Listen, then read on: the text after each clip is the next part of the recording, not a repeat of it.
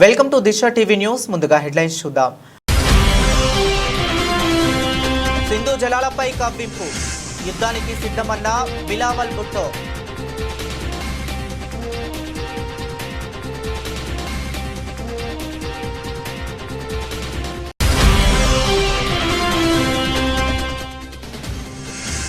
బంగారంపై సుంకాలు ఉండవు, ట్రంప్ కీలక ప్రకటన.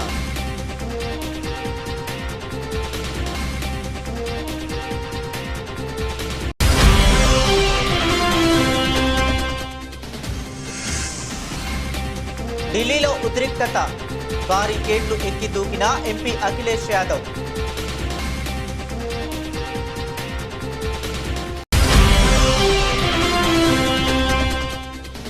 మంత్రి పదవి రాకపోవడంపై రాజగోపాల్ రెడ్డి తీవ్ర అసహనం.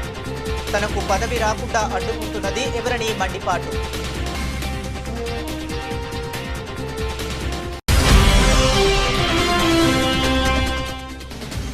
సొంత ప్రభుత్వంపై విమర్శలు చేసిన మంత్రి అడ్లూరి లక్ష్మణ్. గురుకుల హాస్టల్లో సన్న బియ్యానికి బదులు దొడ్డు బియ్యం పెడుతున్నారని ఆగ్రహం.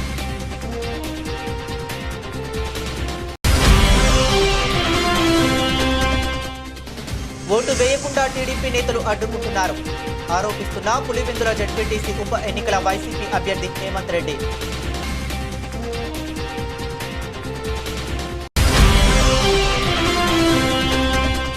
ఒంటిమిట్ట జెడ్పీటీసీ ఎన్నికల పోలింగ్ 7 గంటలకు ప్రారంభమైన దగ్గర నుంచి పెద్ద అరాచకం. మండిపడ్డ వైఎస్ఆర్సీపీ అధ్యక్షులు అంబటి రాంబాబు.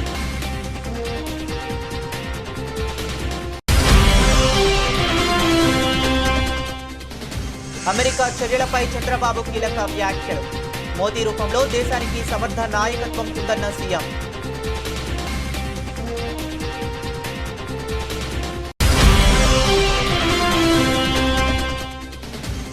కాంగ్రెస్ పార్టీ అంటేనే కుంభకోణాల పార్టీ. తీవ్ర స్థాయిలో ధ్వజమెత్తిన బీఆర్ఎస్ సీనియర్ నేత ఆర్ఎస్ ప్రవీణ్ కుమార్.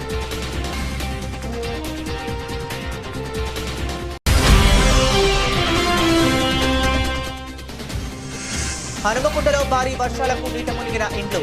ప్రజా ప్రతినిధులు పట్టించుకోవటం లేదని ప్రజలు ఆగ్రహం. ఇక డీటెయిల్స్ చూస్తే భారత్పై పాకిస్తాన్ మరోసారి కయ్యానికి కాలు దువ్వింది. ఆ దేశ రాజకీయ నాయకుడు, ఆర్మీ చీఫ్ వేరువేరుగా తీవ్ర స్థాయిలో యుద్ధ హెచ్చరికలు జారీ చేశారు. సింధు నది జలాల ఒప్పందాన్ని భారత్ నిలిపివేయడంపై ఆగ్రహం వ్యక్తం చేస్తూ అవసరమైతే యుద్ధానికి కూడా సిద్ధమని హెచ్చరించారు. పాక్ ఆర్మీ చీఫ్ ఒక అడుగు ముందుకేసి అణుయుద్ధ ప్రస్తావన తీసుకురావటం అంతర్జాతీయంగా కలకలం రేపుతుంది. సోమవారం సింధ్ ప్రావిన్స్ ప్రభుత్వ సాంస్కృతిక శాఖ నిర్వహించిన ఒక కార్యక్రమంలో పాకిస్తాన్ మాజీ విదేశాంగ శాఖ మంత్రి బిలావల్ భుట్టో మాట్లాడారు. ప్రధాని నరేంద్ర మోదీ నాయకత్వంలో భారత ప్రభుత్వం పాకిస్తాన్ కు తీవ్ర నష్టం కలిగిస్తుందని ఆరోపించారు. ఆపరేషన్ సింధూర్, సింధు జలాల ఒప్పందం నిలిపివేత వంటి చర్యలను తీవ్రంగా వ్యతిరేకించారు. మోదీకి, ఆయన దుందుడుకు చర్యలకు వ్యతిరేకంగా పాకిస్తానీయులంతా ఏకం కావాలి. సింధు జలాల ఒప్పందం విషయంలో భారత్ ఇదే వైఖరిని కొనసాగిస్తే మా జాతీయ ప్రయోజనాల పరిరక్షణ కోసం యుద్ధంతో పాటు అన్ని మార్గాలను పరిశీలించాల్సి ఉంటుంది. మేం తల వంచేది లేదు అని బిలావల్ భుట్టో హెచ్చరించారు. మరోవైపు Pakistan army chief general Asim Munir మరింత తీవ్రంగా స్పందించారు. తమది అణ్వస్త్ర దేశమని, తమ ఉనికినే ప్రమాదంలో వస్తే ప్రపంచంలో సగాన్ని నాశనం చేస్తామని బెదిరించారు. సింధు నదిపై భారత్ నిర్మించే ఏ డ్యాంనైనా 10 క్షిపణులతో కూల్చివేస్తాం. సింధు నది భారతీయుల జాగీరు కాదు.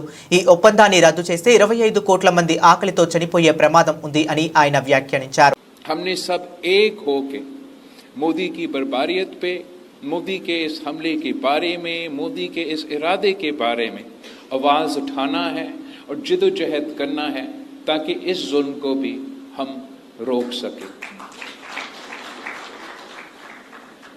मैं जानता हूं कि आप में इतना ताकत है, इस मुल्क के अवाम में इतना ताकत है कि जंग की सूरत हो तो जंग में भी हम इनका मुकाबला कर सकते हैं और जो आपके 6 के 6 दरिया है वो वापस हासिल भी कर सकते हैं।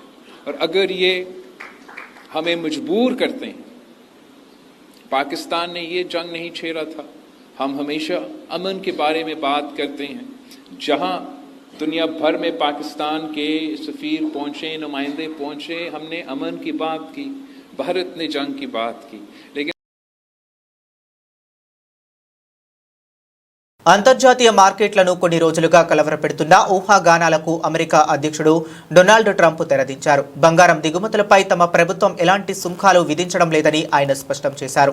ఈ మేరకు ట్రంప్ తన సోషల్ మీడియా ప్లాట్ఫామ్ ట్రూత్ సోషల్లో ఒక వాక్యంతో బంగారంపై సుంకాలు ఉండవు అని పోస్ట్ చేశారు. దీంతో పసిడి వాణిజ్యంపై నెలకొన్న గందరగోళానికి తెరపడినట్లయింది.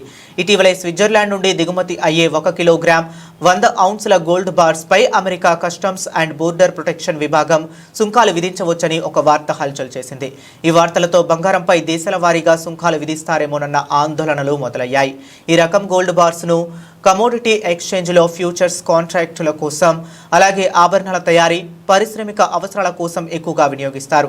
సుంకాలు విధిస్తే అంతర్జాతీయంగా బంగారం సరఫరాపై ప్రతికూల ప్రభావం పడుతుందని స్విస్ తయారీదారుల సంఘం కూడా ఆందోళన వ్యక్తం చేసింది. ఈ నేపథ్యంలో ట్రంప్ తాజా ప్రకటనతో మార్కెట్ వర్గాలు ఊపిరి పీల్చుకుంటున్నాయి. బంగారంపై స్పష్టత వచ్చిన సమయంలోనే చైనాతో వాణిజ్య వివాదం విషయంలో ట్రంప్ మరో కీలక నిర్ణయం తీసుకున్నారు.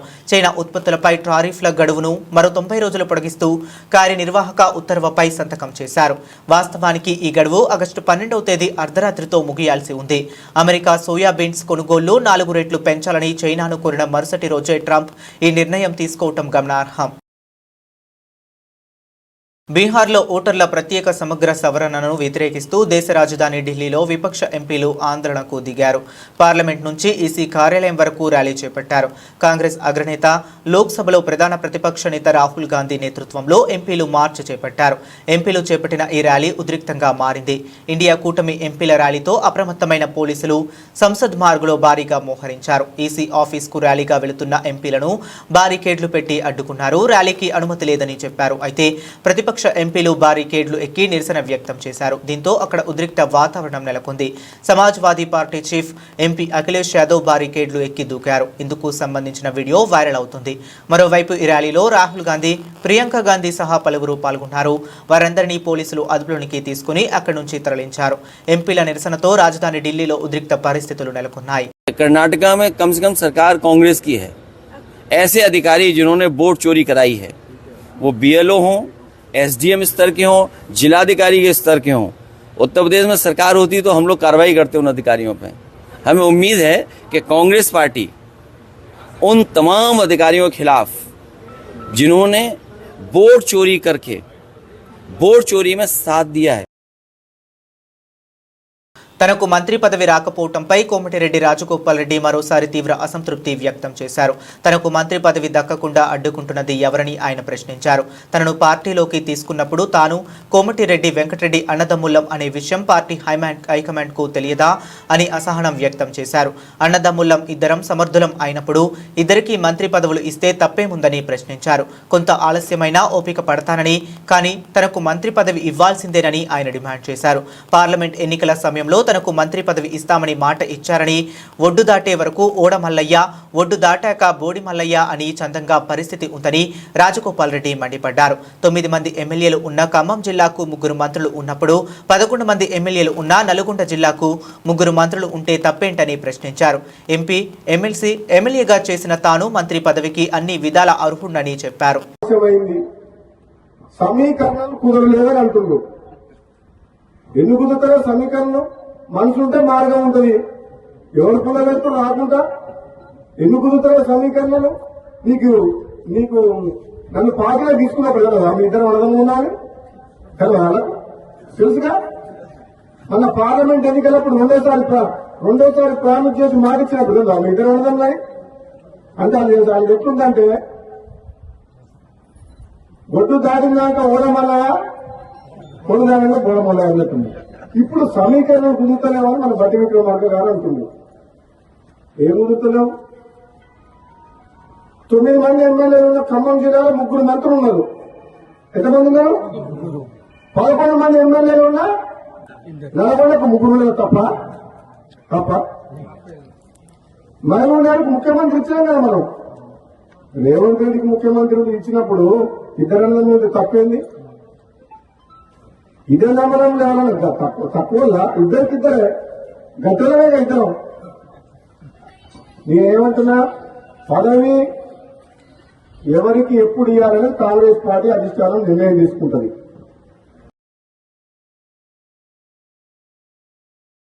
సొంత ప్రభుత్వంపై మంత్రి అడ్లూరి లక్ష్మణ్ విమర్శలు చేశారు. గురుకుల హాస్టల్స్ లో సన్న బియ్యానికి బదులు దొడ్డు బియ్యం పెడుతున్నారని అడ్లూరి లక్ష్మణ్ ఆగ్రహం వ్యక్తం చేశారు. కరీంనగర్ జిల్లా చింతకుంట బాలికల గురుకుల పాఠశాలను ఆకస్మికంగా తనిఖీ చేశారు. గురుకులాల్లో దొడ్డు బియ్యంతో భోజనాలు పెడుతున్నారు. దొడ్డు బియ్యం పంపించవద్దని కలెక్టర్లు, సివిల్ సప్లైస్ కమిషనర్తో మాట్లాడానని మంత్రి అన్నారు. గురుకుల భూములను ప్రైవేటు వ్యక్తులు కబ్జా చేస్తున్నారు. కబ్జాలకు గురికాకుండా కలెక్టర్, రెవెన్యూ అధికారులు చూడాలని మంత్రి అడ్లూరి లక్ష్మణ్ ఆదేశించారు. దొడ్డు బియ్యము మెత్తటి అన్నం వస్తుంది. నేను మా పిల్లలందరితో నేను భోజనం చేసిన మంత్రిగా. ఇది నేను మొదటిసారి మంత్రిగా ఛార్జ్ తీసుకున్న రోజు గౌల్ దొడ్డిలో భోజనం చేసినాను. నేను ఎక్కడికి వెళ్ళినా మన పిల్లలతో భోజనం చేస్తున్నాను.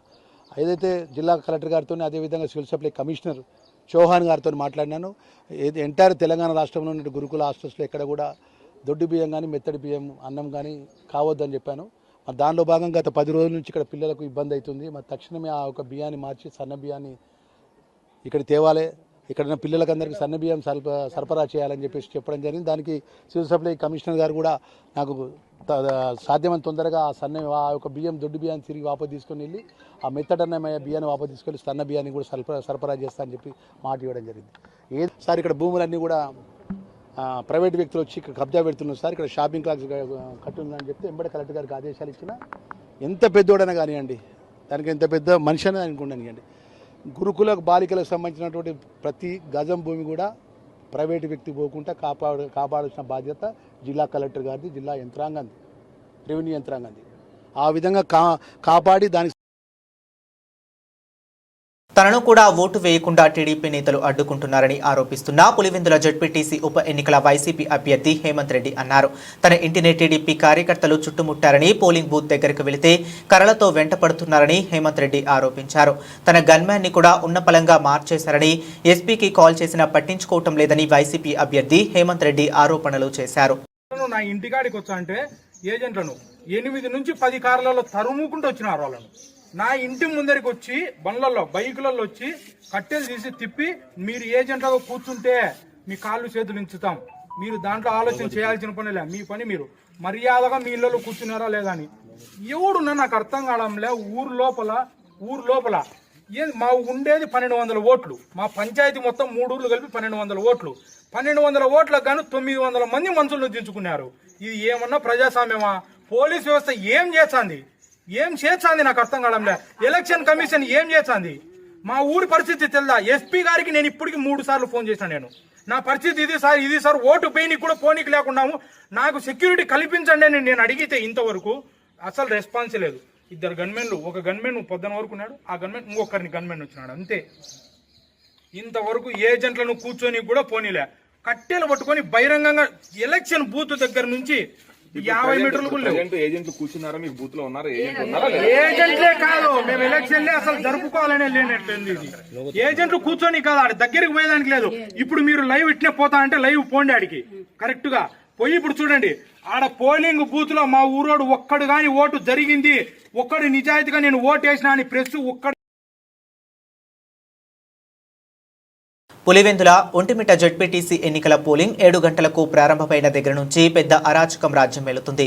వైఎస్ఆర్ కాంగ్రెస్ పార్టీ ఏజెంట్లు, ఓటర్లు బూతులలోకి వెళ్లకుండా తెలుగుదేశం పార్టీ, పోలీసులు కలిసికట్టుగా కుట్రను అమలు చేస్తున్నారు. వెళ్లిన మా ఏజెంట్లను తెలుగుదేశం గూండాలు, పోలీసులు కలిసి బయటకు లాగేశారు. వైఎస్ఆర్సీపీకి చెందిన వారు అని తెలిస్తే వాళ్ళ స్లిప్పులు లాగేసుకుంటున్నారు అని ఎంపీ అవినాష్ రెడ్డి గారిని అరెస్టు చేసి ప్రజలు తిరగబట్టంలో వదిలిపెట్టారు. మా నాయకులను హౌస్ అరెస్ట్ చేస్తున్నారు. గతంలో నంద్యాల ఎన్నికల్లోనూ చంద్రబాబు ఇదే విధంగా చేశాడని మాజీ మంత్రి, గుంటూరు జిల్లా వైఎస్ఆర్సీపీ అధ్యక్షులు అంబటి రాంబాబు మండిపడ్డారు. ఇప్పుడు 12 అవుతా ఉంది. పోలింగు ప్రారంభం దగ్గర నుంచి ఒక పెద్ద అరాచకం రాజ్యమేలేటటువంటి పరిస్థితిలో ఇవాళ కనిపిస్తూ ఉంది. వైఎస్ఆర్ కాంగ్రెస్ పార్టీకి సంబంధించినటువంటి ఏజెంట్లు కానీ లేదు ఓటర్లు కానీ ఆ బూతుల్లోకి వెళ్ళకోకుండా ఉండే విధంగా ఒక పద్ధతి ప్రకారం తెలుగుదేశం పార్టీ, పోలీసులు కలిసికట్టుగా కుట్ర చేసి ఒక వ్యూహం ప్రకారం ఉదయం నుంచి అమలు చేస్తున్నారు. మా పార్టీకి సంబంధించిన ఏజెంట్లు ఎవరైతే ఉన్నారో ఆ ఏజెంట్లు పోలింగ్ బూతుల్లోకి వెళ్తారు 7 గంటల ముందు. ఎక్కడా కూడా మా ఏజెంట్స్ని అలౌ చేయలేదు. 1-2 చోట్ల మా ఏజెంట్లు వెళ్ళిన తర్వాత కూడా వారిని దౌర్జన్యంగా పోలీసుల సహాయంతో ఇతర ప్రాంతాల నుంచి వచ్చినటువంటి తెలుగుదేశం కార్యకర్తల నుండి, గుండాల నుండి ఇతర ప్రాంతాల నుంచి అంటే పులివెందుల నియోజకవర్గానికి సంబంధం లేని వాళ్ళు, పులివెందుల జడ్పీటీసీ పరిధిలో సంబంధం లేని వాళ్ళు, జమ్మలమడుగు నుంచి ఇతర నియోజకవర్గాల నుంచి వందలాది మంది వచ్చి పోలీసుల సహకారంతో మా ఏజెంట్లను లాగివేసే పరిస్థితి తీసుకురావడం అనేది చాలా దురదృష్టకరమైనటువంటి పరిణామంగా మేము భావిస్తున్నాం. అదేవిధంగా మాజీ ఎంపీపీ పులివెందుల ఆయన అమెరికా అధ్యక్షుడు ట్రంప్ మన ఆర్థిక వ్యవస్థను డెడ్ ఎకానమీ అన్నారు. ఎవరి ఆర్థిక వ్యవస్థ డెడ్ ఎకానమీనో భవిష్యత్తు నిర్ణయిస్తుందని ఆంధ్రప్రదేశ్ ముఖ్యమంత్రి చంద్రబాబు నాయుడు అన్నారు. మనపై సుంకాలు విధించడం ద్వారా అమెరికా సృష్టించేది తాత్కాలిక ఇబ్బందులు మాత్రమేనని ఆయన పేర్కొన్నారు. మనది బలమైన ఆర్థిక వ్యవస్థ అని ఆయన స్పష్టం చేశారు. భారతీయుల సేవలు ప్రపంచానికి ఎంతో అవసరమని, మన వారికి ఉద్యోగాలు ఇవ్వని దేశాలు అభివృద్ధి చెందలేవని ఆయన అన్నారు. విజయవాడ తుమ్మలపల్లి కళాక్షేత్రంలో నిన్న నిర్వహించిన హర్ఘర్ తిరంగా కార్యక్రమానికి ముఖ్య అతిథిగా హాజరైన ముఖ్యమంత్రి చంద్రబాబు నాయుడు ఈ కీలక వ్యాఖ్యలు చేశారు. పింగళి వెంకయ్య విగ్రహానికి పూలమాలలు వేసి నివాళులు అర్పించిన అనంతరం పింగళి వెంకయ్య జీవిత చరిత్ర పుస్తకాన్ని ఆవిష్కరించారు. హర్ఘర్ తిరంగా కార్యక్రమంలో పాల్గొనడం ఎంతో ఆనందాన్ని కలిగిస్తుందని ఆయన అన్నారు. ఏ జెండా చూస్తే ప్రతి భారతీయ పౌరుడి మనస్సు పులకరిస్తుందో, ఏ జెండా చూస్తే దేశం యావత్తూ గర్వంగా తలెత్తుకుంటుందో, ఏ జెండా చూస్తే ఉద్వేగం కలుగుతుందో అదే మువ్వన్నెల జెండా అని ఆయన కొనియాడారు. దేశ సమగ్రత విషయంలో భారత్ ఎవరికీ తలవంచదని చంద్రబాబు నాయుడు స్పష్టం చేశారు. దేశ క్షేమం, భద్రత విషయంలో మనమంతా ఒక్కటేనని, కార్గిల్ యుద్ధం, పహల్గాం ఘటన జరిగినప్పుడు దేశం ప్రజానికం ఒక్క తాటిపై నిలిచిన విషయాన్ని ఆయనకు గుర్తు చేశారు. భారతదేశం విశ్వగురువుగా అవతరిస్తుందని ఆయన ఆశాభావం వ్యక్తం చేశారు. ఆపరేషన్ సింధూర్తో ఉగ్రవాదానికి గట్టిగా బదులిచ్చామని ఆయన అన్నారు. ప్రధాని మోదీ రూపంలో మన దేశానికి సమర్థవంతమైన నాయకత్వం లభించిందని చంద్రబాబు నాయుడు అన్నారు. ఒకప్పుడు మనది పేద దేశం అనేవారని, 11వ స్థానంలో ఉన్న దేశ ఆర్థిక వ్యవస్థ 11 ఏళ్ల మోదీ పాలనలో 4వ స్థానానికి చేరుకుందని ఆయన అన్నారు. 2028 నాటికి 3వ స్థానానికి చేరుకుంటుందని ధీమా వ్యక్తం చేశారు. 2047లో 100ఏళ్ల స్వతంత్ర దినోత్సవ వేడుకలు జరుపుకునే నాటికి ప్రపంచంలోనే శక్తివంతమైన దేశంగా మన దేశం నిలుస్తుందని, అదే క్రమంలో 2047 నాటికి ఆంధ్రప్రదేశ్ దేశంలోనే నెంబర్ 1 రాష్ట్రంగా ఉండాలని లక్ష్యంగా పెట్టుకున్నామని ఆయన అన్నారు. కాంగ్రెస్ పార్టీ అంటేనే కుంభకోణాల పార్టీ, కమిషన్ల పార్టీ అని బీఆర్ఎస్ సీనియర్ నేత ఆర్ఎస్ ప్రవీణ్ కుమార్ తీవ్ర స్థాయిలో ధ్వజమెత్తారు. తాజాగా కాంగ్రెస్ ప్రభుత్వం తెచ్చిన జీవో 17పై ఆయన మండిపడ్డారు. తెలంగాణ భవన్లో ఆర్ఎస్ ప్రవీణ్ కుమార్ గురుకులాలు, వివిధ స్కూళ్ల ఫుడ్ కాంట్రాక్టర్లతో కలిసి మీడియాతో మాట్లాడారు. కేసీఆర్ తెలంగాణ తొలి సీఎంగా సంపద పేదవాళ్ల చేతులు ఎలా పెట్టాలి అని ఆలోచించేవారు. రేవంత్ రెడ్డి తెలంగాణ ప్రజల కళ్ళు కప్పి కుంభకోణాలకు పాల్పడుతూ సంపదనంతా ధనవంతుల చేతిలో పెట్టే ప్రయత్నం చేస్తున్నారు. తాజాగా జీవో 17 తెచ్చి కోడిగుడ్ల కుంభకోణానికి పాల్పడ్డారు. దాదాపు 600 కోట్ల కుంభకోణం ఇది. 20,000 మంది చిరు వ్యాపారుల పొట్ట కొట్టేందుకు జీవో 17 తెచ్చారు. గురుకులాలు, కేజీవీబీ, ఇతర స్కూళ్లలో ఫుడ్ కాంట్రాక్టర్లను మార్చేందుకు నిబంధనలు సడలిస్తూ జీవో 17 ఇచ్చారు. ఈ జీవోతో 20,000 మంది వాళ్ల మీద ఆధారపడే వాళ్ళు 1,00,000 మంది రోడ్ల మీద పడతారు. ఫుడ్ కాంట్రాక్టర్లు 50 లక్షల ఈఎండి కట్టాలట. 10 తరాలు కష్టపడ్డా చిరు వ్యాపారులకు అంత డబ్బు రాదు. మండలం ఒక యూనిట్గా ఒకే బడా కాంట్రాక్టర్కు కాంట్రాక్టు కట్టబెట్టే ప్రయత్నం జరుగుతుంది. ఎస్సీ, ఎస్టీ కాంట్రాక్టర్లకు కేసీఆర్ హయాంలో రాయితీ ఉండేది అని ఆర్ఎస్ ప్రవీణ్ కుమార్ గుర్తు చేశారు. మల్లికార్జున్ ఖార్గే ఎక్కడున్నారు? దళిత మంత్రులు ఎక్కడున్నారు? చేవెళ్ల డిక్లరేషన్లో 25% దళితులకు కాంట్రాక్టర్లు ఇస్తామని చెప్పారు. అది అమలు కాకపోగా వాళ్ళ నుంచి ఉన్న వీళ్ళాక్కుంటున్నారు. కోడిగుడ్లు సరఫరా చేసేందుకు 3 కోట్ల టర్నోవర్ ఉండాలట. కేసీఆర్ హయాంలో ఈ నిబంధనలు లేవు. జానారెడ్డి బంధువులతో రేవంత్ బంధువులకు కాంట్రాక్టర్లు ఇచ్చేందుకు కుట్ర చేస్తున్నారు. టెండర్ అప్లికేషన్కు 5,000 నుంచి 25,000 వసూలు చేస్తున్నారు.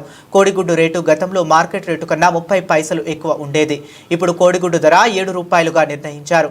కాంట్రాక్టర్ల నుంచి బ్యూరోక్రాట్లు, కాంగ్రెస్ నేతలు కమిషన్లు వసూలు చేస్తున్నారు. ఘోరమైన నేరాలు సోషల్ వెల్ఫేర్ డిపార్ట్మెంట్లో జరుగుతున్నాయని ఆర్ఎస్పీ పేర్కొన్నారు. ఒకప్పుడు సొసైటీలలో కూరగాయలకు 30,000 రూపాయలు మాత్రమే టర్నోవర్ చూపించాలని ఈఎండి పెట్టమని అన్నవాళ్ళు 30,000 రూపాయలు. ఇవాళ రేవంత్ రెడ్డి 4 లక్షల నుండి 10 లక్షల రూపాయల టర్నోవర్ కూరగాయలు అమ్ముకునే వ్యాపారాలు చేయమని అంటున్నారు. జీవో 17 ప్రకారం చెప్తా ఉన్నాడు. అదేవిధంగా మటన్కు 30,000 మాత్రమే ఈఎండి పెట్టమన్నారు. ఈఎండి అంటే డిపాజిట్. కేసీఆర్ గారు వీళ్ళెంత పెట్టమంటున్నారు? 75,000 పెట్టమంటున్నారు.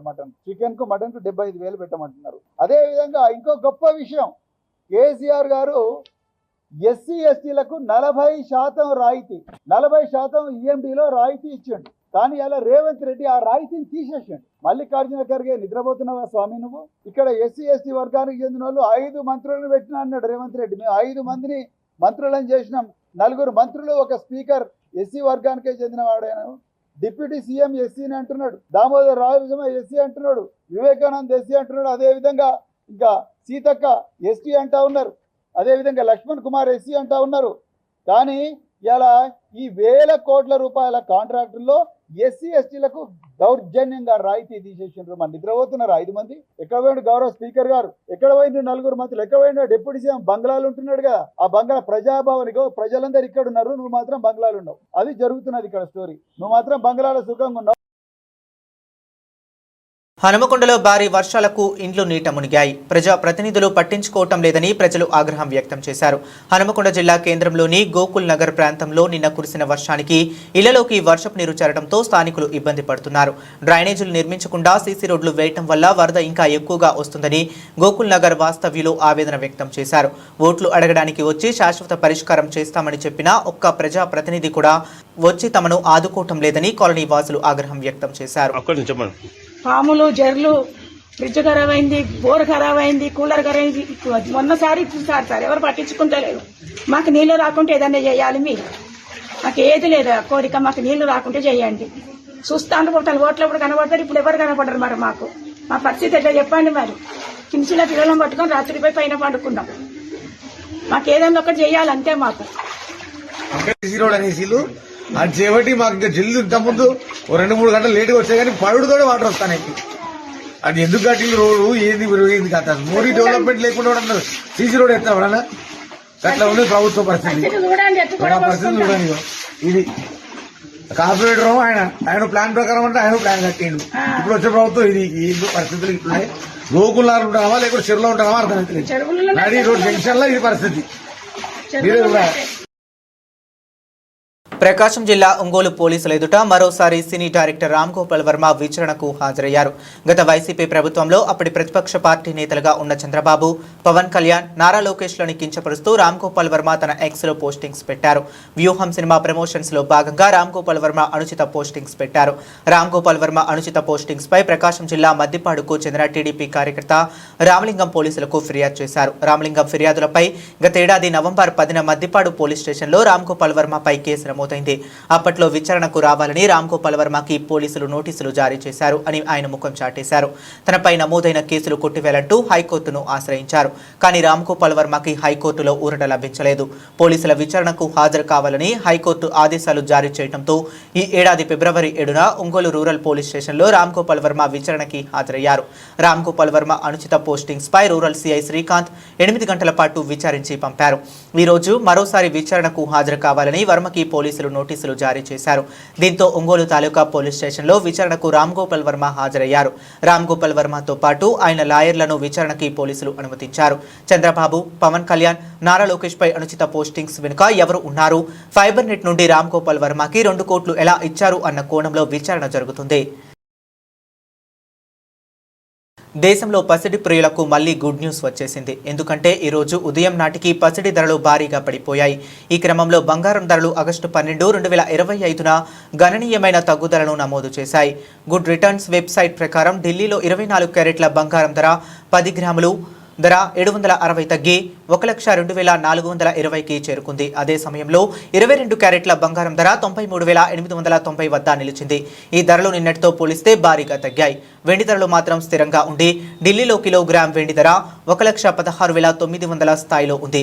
దేశంలోని ప్రధాన నగరాల్లో బంగారం, వెండి ధరల్లో మార్పులు ఉన్నాయి. హైదరాబాద్లో 24 క్యారెట్ల బంగారం ధర 10 గ్రాముల ధర 1,02,270 రూపాయలు కాగా 22 క్యారెట్ల బంగారం ధర 93,740, వెండి 1 కిలో 1,26,900గా నమోదైంది.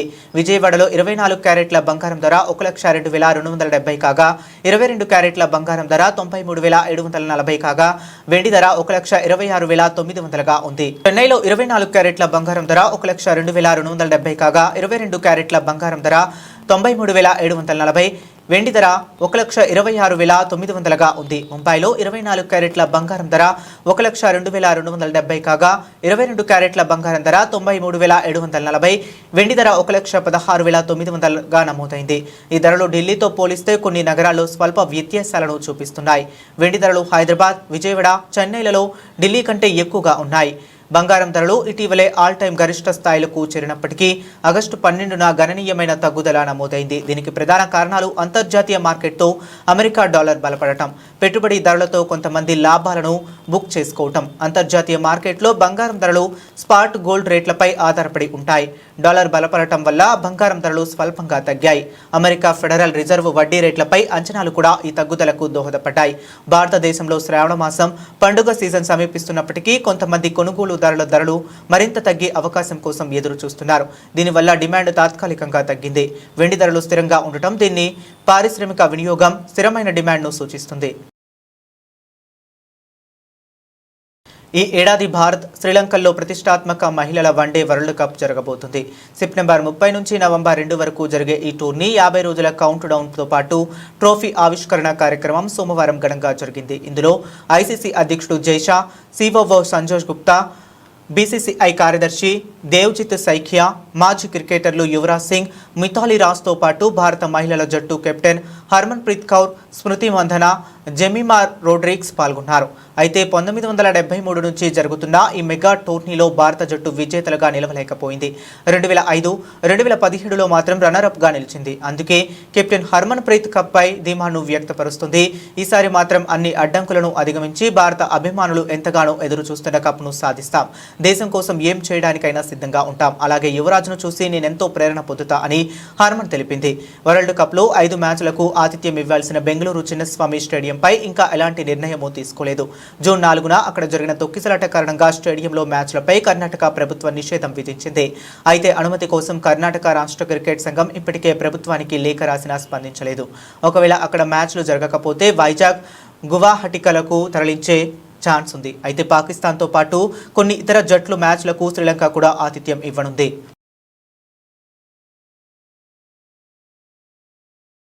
బులెటిన్ ముగించే ముందు మరొకసారి హెడ్లైన్స్ చూద్దాం. సింధు జలాలపై కవ్వింపు, యుద్ధానికి సిద్ధమన్న బిలావల్ భుట్టో.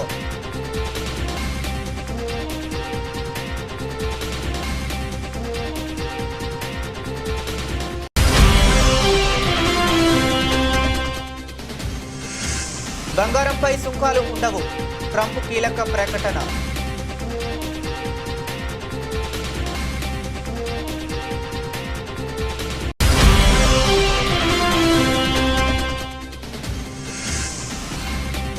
ఢిల్లీలో ఉద్రిక్తత, భారీ గేట్లు ఎక్కి దూకిన ఎంపీ అఖిలేష్ యాదవ్.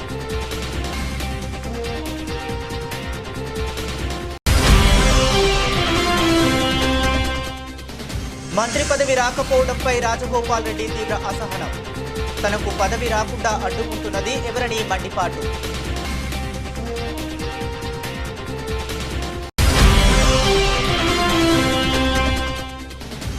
సొంత ప్రభుత్వంపై విమర్శలు చేసిన మంత్రి అడ్లూరి లక్ష్మణ్. గురుకుల హాస్టల్లో సన్న బియ్యానికి బదులు దొడ్డు బియ్యం పెడుతున్నారని ఆగ్రహం.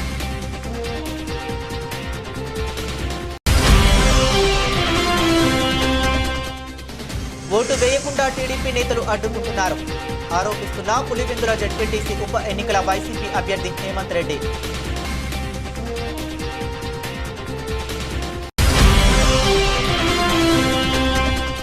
ఒంటిమిట్ట జెడ్పీటీసీ ఎన్నికల పోలింగ్ 7 గంటలకు ప్రారంభమైన దగ్గర నుంచి పెద్ద అరాచకం. మండిపడ్డ వైఎస్ఆర్సీపీ అధ్యక్షులు అంబటి రాంబాబు.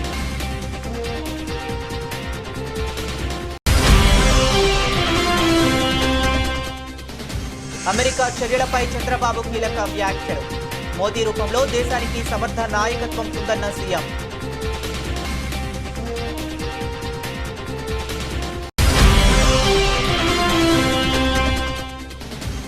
కాంగ్రెస్ పార్టీ అంటేనే కుంభకోణాల పార్టీ. తీవ్ర స్థాయిలో ధ్వజమెత్తిన బీఆర్ఎస్ సీనియర్ నేత ఆర్ఎస్ ప్రవీణ్ కుమార్.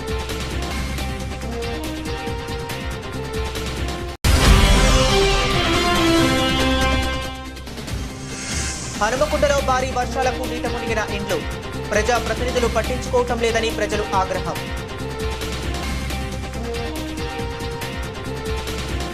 ఇవి ఇప్పటి వరకు ఉన్న అప్డేట్స్. మరిన్ని అప్డేట్స్ కోసం కీప్ వాచింగ్.